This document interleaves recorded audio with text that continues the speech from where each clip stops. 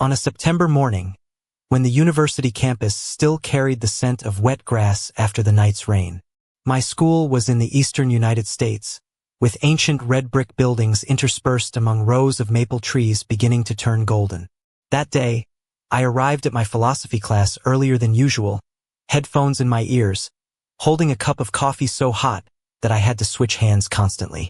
I had no idea that, in just a few minutes, all my ordinary days would change color. Callum was sitting in the third row, near the aisle. I noticed him not because he was particularly striking. Actually, Callum looked very ordinary. Brown curly hair, a gray hoodie broad across the shoulders, faded jeans. But there was something about him that made the space around him brighter, as if an invisible light had switched on right there. As I fumbled for a seat, he looked up, moved his backpack inward, and said, "You can sit here." His American voice was deep, clear, and warm. "I'm Theo," I said, sitting down, my heart beating faster than normal. "Callum," he smiled. A smile not too radiant but enough to make me forget what I was about to note down. We didn't talk much in that first class. Just a few glances, a few accidental hand brushes when reaching for the handouts. But when the bell rang to end the class, Callum turned to me. "Do you drink coffee? The place near the library makes decent ones." I nodded so quickly that even I found it amusing. In the days that followed, coffee became a habit. We sat at the wooden table by the window, watching students pass by like an endless flow. Callum was majoring in communications, loved photography, and often told short stories about road trips with his family as a kid. I was studying literature, loved writing but never had the courage to say it out loud. One afternoon, when the sun poured down on the steps in front of the library, Callum handed me his camera. "You try taking a shot. I don't know anything about cameras. Just shoot by feel," he said, standing behind me, his voice close to my ear. I pressed the shutter. The first photo was of Callum's hands, sunlight highlighting his long knuckles, the light accentuating the fine veins. Callum looked at the photo, smiling faintly. "You see the world softer than I do." I didn't know how to respond. I just knew at that moment. My heart softened. We started studying together. At first in the library, then in my dorm room where the window overlooked a wide lawn. Callum often sat on the floor, leaning against my bed, book open on his lap. I sat at the desk, pretending to focus but actually always noticing his steady breathing. Once, when I read a poem aloud to Callum, he closed his eyes. "Don't stop," he said. "Your voice makes me feel at peace." I didn't stop, but that peace also carried fear. I'd liked boys before, but always kept it hidden. In a crowded, seemingly open university, that fear didn't disappear. I didn't know what Callum thought. He was comfortable touching my shoulder, resting his head on me while watching movies, but never said anything that crossed that blurry boundary. One evening, we walked back after a late class. Streetlights stretched our shadows side by side. Callum told about the first time he realized he liked boys. A fragmented story, said as if it were no big deal. I listened, my heart pounding. When he fell silent, I knew it was my turn to say something, but the words stuck in my throat. "What about you?" Callum asked, stopping.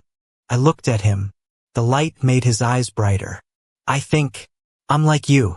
Callum didn't say anything right away. Then he smiled. "That's good then." That night, back in my room, I lay staring at the ceiling for a long time. I thought about how Callum entered my life. Not noisily, not hastily, but making everything brighter. I didn't know where love would lead, didn't know what hurts lay ahead. I just knew that days with Callum made me look forward to mornings. After that night, things between me and Callum didn't exactly change. There was something placed between us, invisible, untouchable, but clear enough that we both avoided crossing it, while also unable to pretend it wasn't there. We still drank coffee together, still sat next to each other in class, still studied late. But the unconscious touches began to linger half a beat longer. The silences were no longer awkward, but heavy. One Friday evening, Callum invited me to a small party with his friends at the West Dorm.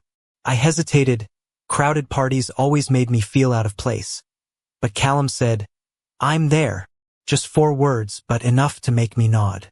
The room was full of the smell of beer and pizza. Indie music played just loud enough. Callum introduced me to everyone, his hand lightly on my back, as if casually, as if familiar. I realized I stood very close to him the whole time, laughing more than usual. At one point, a friend teased, "You two look like a couple already."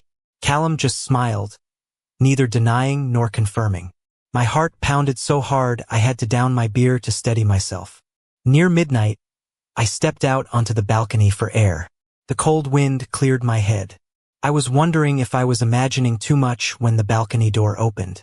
Callum stood there, holding 2 cans of beer. "You okay?" he asked. "I just need some air," I replied. We stood side by side, looking down at the empty parking lot. After a long while, Callum said, his voice lower than usual, "That day, when you said you're like me, yeah, I've thought about it more than I expected."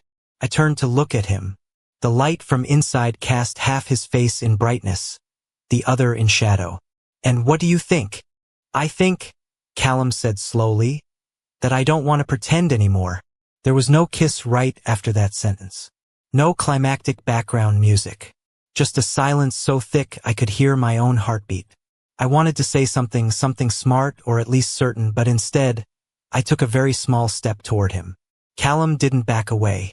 He raised his hand, touching my wrist, his fingers warm. "If you don't want," I nodded. "Ido." Our first kiss wasn't perfect. Lips touching lips, a bit awkward, a bit trembling. But when Callum exhaled softly, when his hand tightened slightly, I knew I wouldn't forget this moment. The world seemed to quiet down, leaving only us and the feeling of being chosen, of being seen. We didn't talk about that kiss right away. The next day, everything proceeded as normal: class, coffee, library. But a new intimacy seeped into every gesture. Callum sat closer to me. I no longer avoided his eyes. That night, studying in my room, Callum lay stretched out on the bed, his head on my lap. I stroked his hair, a simple action that made my hand tremble slightly. "Are you scared?" Callum asked, eyes on the ceiling. "Yes," I admitted honestly, "but I'm more scared of losing you." Callum was silent for a moment, then held my hand. "Me too. But love, even starting gently, never takes a straight path." A week later, I heard Callum arguing with his mom on the phone in the hallway, his voice low, tense. When he saw me, he hung up quicker than usual. "Everything okay?" I asked. Callum nodded, but his eyes avoided mine. That night, he didn't text like always. I lay in bed, watching my phone light up and go dark, my heart heavy. I began to understand that loving someone isn't just the bright moments. It's also the shadows they carry. A few days later, Callum said he needed time. "Just a little," he said, voice tired. "I don't want to hurt you when I'm still messed up." I nodded, though inside something cracked. We still met, but the invisible distance returned, this time more painful. I wondered if I'd stepped too fast or loved too much. But even in those hardest days, I realized one thing. Even when Callum pulled back, the light he brought remained. And I knew, if given the chance, I'd choose him again. Because the days with him, bright or dark, were the days I truly lived. The time Callum needed wasn't measured in days or hours, but in shorter messages, nods instead of questions, and times I convinced myself that silence was also a form of care. I tried to keep my life normal, going to class, doing assignments, working part-time at the small bookstore near the gate. But everything had a thin layer of fog over it, as if someone had dimmed the world's brightness by one notch. One rainy afternoon, I ran into Callum at the library. He was standing at the photography shelf, flipping pages more out of habit than focus. I was about to turn away, but Callum looked up just in time. Our eyes met. A brief beat, enough for me to see both fatigue and something like anticipation in them. "Can you sit with me for a bit?" he asked very softly.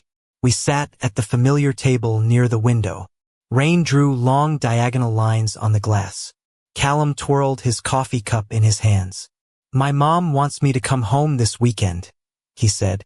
"She doesn't know about me, about us." I swallowed hard. Do you want to tell her? Callum shook his head. I don't know. I'm scared if I say it, everything will break. But if I don't, I feel like I'm betraying myself. He looked up at me. And betraying you. I placed my hand on the table, near his, not touching. I don't need you to do anything right now, I said slowly. I just need you to be honest. Callum exhaled, as if releasing a burden. I want to be with you. I just need to learn how not to hide. That weekend, Callum went home. I stayed at school, burying myself in work but my mind drifting to the worst assumptions. Sunday evening, when my phone buzzed, I nearly dropped it. Callum's message. I'm back. You free? We met on the lawn behind the dorm. It was cold, stars sparse. Callum looked different, as if he'd grown a bit in just 2 days. He talked about family dinner, his mom's innocent questions, how he'd almost said it but stayed silent. I listened, without interrupting. I'm sorry, Callum said. I know silence can hurt too. I nodded. But you came back. Callum smiled sadly. Because I realized, no matter how scared, I don't want to lose you. He held my hand. This time I held back. We didn't label our relationship right away. No boyfriend, no stickers. Just two people choosing each other every day. We cooked together in the dorm kitchen, arguing over salting before or after, then bursting into laughter. Callum photographed me when I wasn't looking, reading, tying shoelaces, dozing off. You look peaceful when you don't know you're being seen, he said. I started reading my writing to Callum. At first short pieces, hands shaking. Callum listened seriously, then said, You have your own voice, Theo. Don't hide it. Those words stayed with me, like a promise. But happiness is never completely serene. One evening, while watching a movie in my room, Callum got a call from his mom. He went out to the hallway. When he returned, his face was pale. My mom wants to visit, Callum said. Next week. The room seemed to shrink. What do you want me to do? I asked, fearing the answer. Callum was silent for a long time. I don't want to hide you, but I'm not ready to introduce yet. I took a deep breath. Then I'll give you space. But I need to know. Am I being pushed out? Callum came over, hugged me. The hug was tight, trembling. No. You're my home right now. That week felt like a month. When Callum's mom arrived, I avoided his dorm area, staying late at the bookstore. I hated feeling like I had to disappear to make others breathe easier. But every night, Callum texted, sharing small stories, reminding me I wasn't forgotten. The day his mom left, he found me right away. We sat on the library steps where it all began. I didn't tell her, Callum said, voice choked. But I didn't lie. I said I'm in love. I looked at him, heart pounding. And I think that's the first step. I rested my head on his shoulder. Not a grand victory, no fireworks. Just a small step, but in the right direction. That night, we lay beside each other. Window cracked open. Callum whispered, The days with you make me brighter. I smiled in the dark. Me too. The semester flew by faster than I imagined. Maple leaves covered the paths. Then the weather turned fully cold. Callum and I grew used to the rhythm of us. There were mornings I woke first, watching him sleep, faint sunlight filtering through the curtains touching his lashes. I often thought, if this moment is all I have, I'd still choose to stay. But college life doesn't let anyone stand still. Callum got an email about a short exchange program in California, 6 weeks, starting right after winter break. When he told me, I saw in his eyes the light I knew, the light of dreams. You should go, I said before fear could speak. Callum looked at me surprised. You don't. I'm scared, he interrupted, smiling. But I don't want to be the reason you miss out. The weeks before Callum left, we tried to live busier. Longer walks, slower kisses, deeper memories. One evening, we climbed onto the roof of a low building on campus, where Callum often photographed sunsets. Cold wind, deep purple sky. What if I change? Callum asked, half joking, half serious. What if I come back different? I looked at him. I'll be different too. But if we still choose each other, different is okay. The day Callum left, I saw him off at the bus station. The hug lasted longer than usual. As the bus rolled away, I stood there for a long time, until only thin smoke lingered in the cold air. The days without Callum, I learned to face the emptiness. We video called every night, but time zones threw everything off. Some days Callum was too tired to talk much. Some days I was jealous of the sunny skies on the other side of the screen. I started writing more short pieces, unsent letters. Writing about how missing someone isn't just lacking them, but lacking the version of yourself when with them. Week 3, we argued. A small thing, a read message not replied, a careless word. But distance turned it into a deep cut. Maybe we're trying to hold on to something not lasting, Callum said, weary. I was silent for a long time, then said, if you want to let go, I won't hold on. But don't decide out of fear. The call ended in silence. That night I didn't sleep. I realized love isn't just being together, but learning not to lose yourself in the fear of being left. 2 days later, Callum called back. His voice different. I'm sorry. Panicked. I don't want to lose you. I closed my eyes. Me neither. But we need to trust each other more. We set small rules. Speak truth when scared. No punishing silence. Don't let distance decide for us. No grand vows, just repeated choices. When Callum returned, the campus was covered in thin snow. I waited at the bus station, hands freezing. He stepped off, suitcase trailing, and looked at me as if finding something lost. We hugged amid the passing crowd, ignoring stares. California was beautiful, Callum said later as we walked back. But I didn't see myself there. And me? I asked. You're where I want to return to. Things didn't naturally become perfect after that. We still had off days. Times Callum withdrew when family called. Times I doubted my worth. But we learned to stay in hard conversations. Learned to apologize. Learned to forgive. One evening before finals, Callum set down his camera, looked at me for a long time. You know, he said, before meeting you, I thought light was something to capture. Now I know, light is something to live by. I didn't respond right away. I just kissed him. A slow kiss, deep enough to remind us both we were here, right now, and perhaps that's the best way to love. Spring arrived unannounced. Snow melted into small puddles reflecting the pale sky. Trees on campus sprouted tender buds, as if someone had switched life back on after a long sleep. I realized I was looking forward to the future in a new way, no longer as fearful as before. Callum and I entered the new semester with a gentle caution. We didn't rush to prove anything to anyone, including ourselves. But there were afternoons when Callum photographed for his final project. I stood behind, watching him focus, and thought, I'm loving very deeply. Then an email came. From my department. A competitive summer creative writing program, 8 weeks in New York. I read the email 3 times, heart racing. This was the opportunity I dreamed of but never dared name.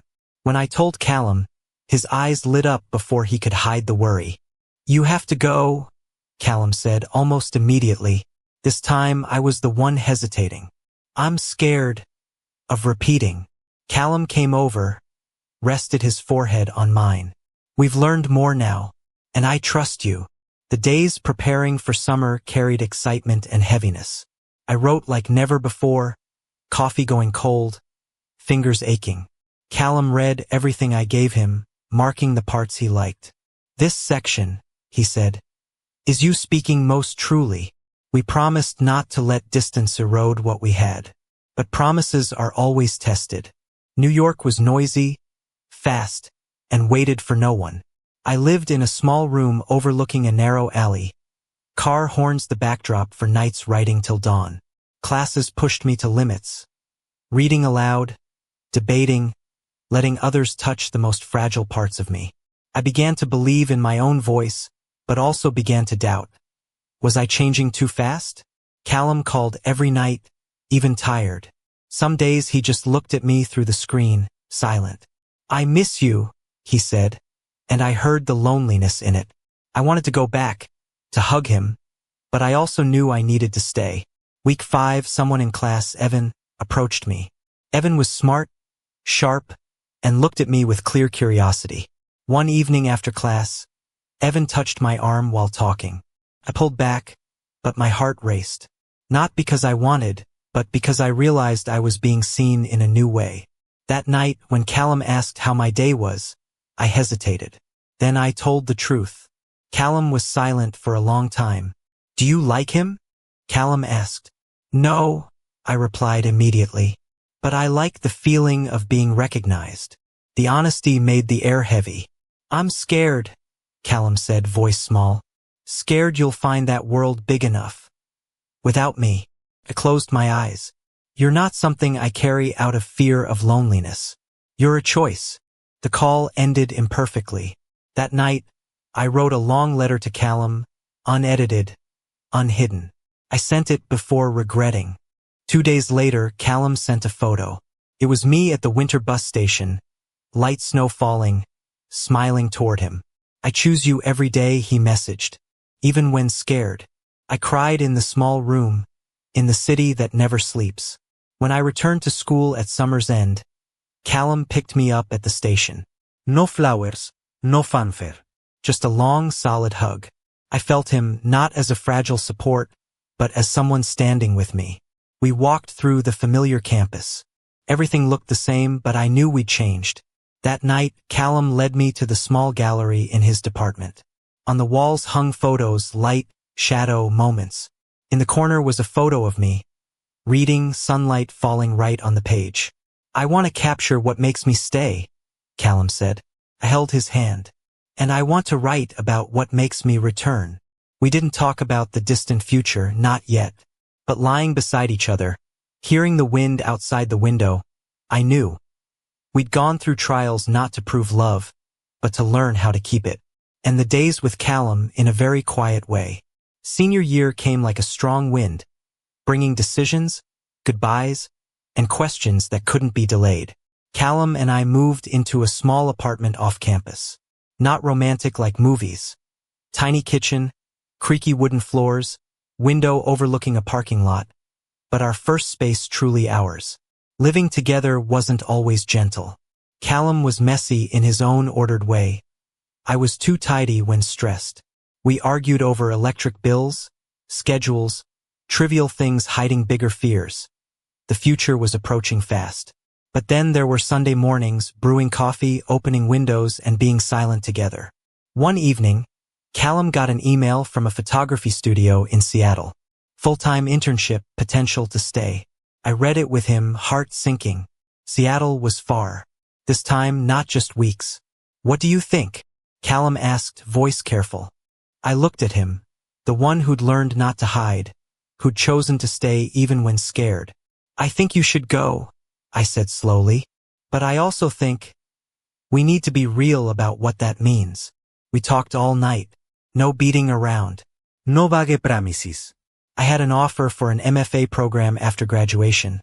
Uncertain but possible in Boston. 2 paths pulling us different ways. For the first time, I saw the future not as an obvious shared story. The following weeks, the apartment's atmosphere changed. We loved each other more, as if knowing time wasn't infinite. There were nights of slow intimacy, unhurried, just breaths sinking, skin remembering. There were long silences. I learned intimacy isn't just touch. It's staying when it's easiest to leave. The day Callum flew for the interview, I saw him off at the airport. "Hug lasted, no tears." "Whatever the outcome," Callum said, "I want us to be honest to the end." I nodded. To the end. The call came a week later. Callum got it. I smiled, genuinely, and felt a thin crack in my chest. We opened wine that night. No big celebration. Just a toast to dreams dared to name. Then my letter came. MFA Boston. Starting fall. I read it over and over, hands shaking. Callum hugged me, kissed my forehead. "You deserve it." We had 3 months to decide. Stay together, someone sacrifice? Or love enough to accept 2 cities? One afternoon, we walked the campus one last time as students. Leaves falling thick. I stopped at the library steps. "What if we try long distance for real?" I asked. Callum was silent, then shook his head slightly. I'm scared we'll hold each other with memories, not presents. Those words hurt, but true. I breathed deep. Then, if we have to choose? Callum looked at me, eyes not avoiding. I choose you living true to yourself.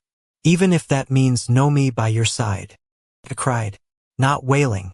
Just steady tears, like light rain. We hugged a long time, amid the campus where it all started. Graduation day, we stood side by side in the row. When my name was called, Callum clapped loudest. When his, I shouted till hoarse.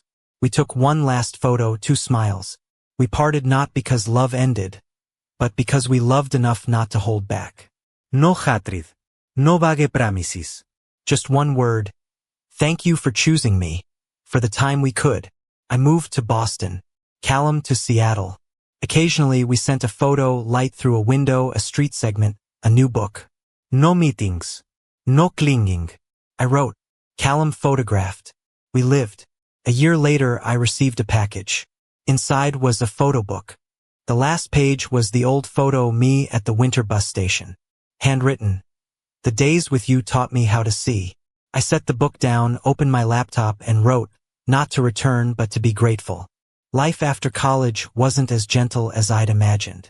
Boston greeted me with gray rainy days, long workshops, and a very real loneliness. I lived in a small rented room, walls thin enough to hear neighbors laughing. I wrote a lot but not always well. Some days words poured. Some days I stared at blank pages like an old acquaintance. Familiar but no longer mine. Callum was present in my life quietly. No daily texts, no long calls. Just small dots of care without demands. A photo of sunlight on wooden steps in Seattle. A short line, clear sky today. I didn't reply right away. Not because I didn't want to, but because I learned to let spaces exist without pain. That winter I finished my first manuscript. Imperfect, many broken parts, but mine. My advisor read it, silent a while, then said, "You're writing about light after hurt." I nodded. I didn't name Callum, but I knew. The night I got positive feedback, I opened Callum's photo book. I lingered on the last photo. Some loves don't need to continue to persist. They change shape, don't vanish. Realizing that made me calmer. Spring, I got an email invite to read at a small event in New York. I hesitated, then agreed. The familiar noisy city, but this time I walked differently, slower, steadier. The reading ended in warm applause. As I stepped off stage, my phone buzzed. Message from Callum. "I'm in New York. Coffee if you want." My heart raced, then slowed. I looked at the window, saw my reflection, no longer the trembling student. "Okay," I texted. "Spot near the park." Callum arrived first. Still the familiar gray hoodie, hair shorter. When he stood, I realized we'd learned to stand alone. Short hug. "You look good," Callum said. "You too," I replied, and realized I didn't need more. We talked about work, new projects, cities become home. Comfortable silences. No one asked, what if? No one needed apologies. Parting, Callum touched my wrist lightly. Old habit. Unbound. "I'm proud of you," he said. I walked away, not looking back. Not because I didn't want to, but because I'd carried enough. That summer, I got a short story accepted. I called my mom. I cried. I celebrated alone, then emailed Callum, without nostalgia. "Thanks for once being the light." He replied, "Always." Time continued its work, not erasing, just arranging. I loved someone else slowly, not like Callum. Didn't need to be. I learned not to compare, not to use old shadows as measures. I learned happiness isn't staying the same, but allowing change. One late fall day, I returned to the old school for a workshop. Campus the same, red bricks, maple rows, library steps. I stood at the old spot, where it all began, and smiled. I didn't wish to return. I was grateful for passing through. On the train back, I opened my laptop and wrote. Not about parting, but about brighter days when two choose each other without knowing where it leads. I wrote about the courage of loving fully, and the kindness of letting go at the right time. When I placed the final period, outside, the sky darkened. I felt at peace. And I knew this story was closing, not with loss, but with growth. Many years later, when this story no longer stung on recall, I understood why days with Callum were always brighter. Not because everything was beautiful then, but because I'd seen life through a different lens, braver, more honest. I published my first book on a quiet fall. Not a bestseller, no billboards, just a slim book humbly on shelves of indie bookstores. At the small launch, when the last person left, I stood in the empty room, hearing the faint hum of fluorescent lights, and thought of the path that brought me here. Some steps shared, some alone. All necessary. Callum wasn't there that day, but he sent a photo. A Seattle road, sunlight slanting through trees. Proud of you, the message read. I smiled. No more pain. Just a thin line of light through my heart. I taught an intro writing class in spring. Students sat in a circle, young faces with hope and fear. I told them about writing from the truest place, about not avoiding stories that make you tremble. I didn't name Callum, but I spoke of a love that taught me to see. At class end, a student stayed, asked, "Do you believe loves that don't last still matter?" I nodded. Yes, they teach us to become someone who can last with ourselves. That summer, I returned to New York for another reading. This time after Callum and I met to walk in the park. No coffee, no rush, just parallel steps. We talked about ongoing projects, new people in life, old habits left behind. Sitting on a bench, Callum took out his camera, shot the sky turning orange. "I still capture light," he said, smiling. "And I replied, "Still write about it." We parted with a warm hug. Not lingering. No regrets. I walked to the hotel with a sense of fullness, as if a circle had closed right. That night, I reopened the first pages I'd written about Callum. Awkward words, heavy emotion. I didn't edit. I just read and thanked my old self for daring to love like that. Daring to believe another could brighten my days, and daring to accept that light could change shape over time. If anyone asks me now what love is, I won't speak of promises or destinations. I'll speak of September mornings, coffee scent, unconscious touches, hard conversations, kind releases. I'll say about choosing each other when scared, and choosing to let go when needed. I'll say love is a skill. The more you learn, the more you live. Some afternoons, I still pass a coffee shop and remember Callum.